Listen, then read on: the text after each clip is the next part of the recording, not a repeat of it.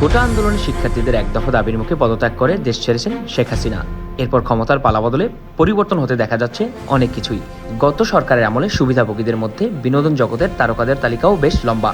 তাদের নিয়মিতই সরকারের তোষামোদি করতে দেখা যেত। খোঁজ নিয়ে জানা যায়, সরকারের পালাবদলের পরপর দেশ ছেড়ে পালিয়েছেন কিংবা গা ঢাকা দিয়েছেন অন্তত ডজন খানেক তারকা, যাদের মধ্যে একজন চিত্রনায়ক ফেরদৌস, যিনি সর্বশেষ নির্বাচনে ঢাকা 10 আসন থেকে নির্বাচিত হয়েছিলেন। কিন্তু বৈষম্য বিরোধী ছাত্র আন্দোলনে শিক্ষার্থীদের বিপক্ষে অবস্থান নিতে দেখা যায় এই সংসদ সদস্যকে। এমনকি শিল্পীদের সরকারের পক্ষে অবস্থান নেওয়ারও আহ্বান জানান তিনি। এদিকে শেখ হাসিনা সরকারের পতনের আগে বিটিভি পরিদর্শনে গিয়েও সমালোচিত হন এ অভিনেতা।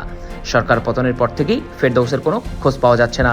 ঘনিষ্ঠজনদের সঙ্গে কথা বলে জানা গেছে, দেশি আত্মগোপনে আছেন ফেরদৌস। এক সময়ের বেশ জনপ্রিয় নায়ক রিয়াজ ছিলেন আওয়ামী রাজনীতিতে বিশ্বাসী। সরকারের পক্ষে বেশ সক্রিয় কর্মীও ছিলেন তিনি। শেখ হাসিনার দেশ ত্যাগের পরপর তিনিও আত্মগোপনে রয়েছেন। সূত্রের তথ্য মতে এখনও দেশেই আছেন রিয়াজ।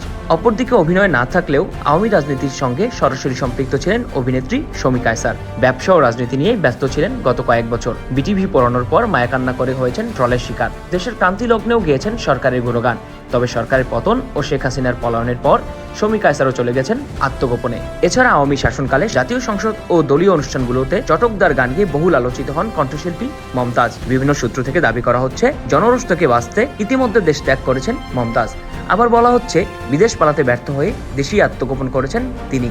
এছাড়া সরকার পতনের পর থেকেই খোঁজ নেই আওয়ামী সরকারের তোষামোদি করা আরও ডজন খানেক শিল্পীর। এদের মধ্যে রয়েছেন অভিনয় শিল্পী সুজাতা, অঞ্জনা, অরুণা বিশ্বাস, নিপুণ, তানভিন সুইটি, আজিজুল হাকিম, রোকেয়া প্রাচী, হৃদি হক, জ্যোতিকা জ্যোতি, সাজু খাদেম, সঙ্গীত শিল্পী শুভ্রদেব, পরিচালক মুশফিকুর রহমান গুলজার, এস এ হক অলিক, প্রযোজক খোরশেদ আলম খসরু সহ আরও অনেকে।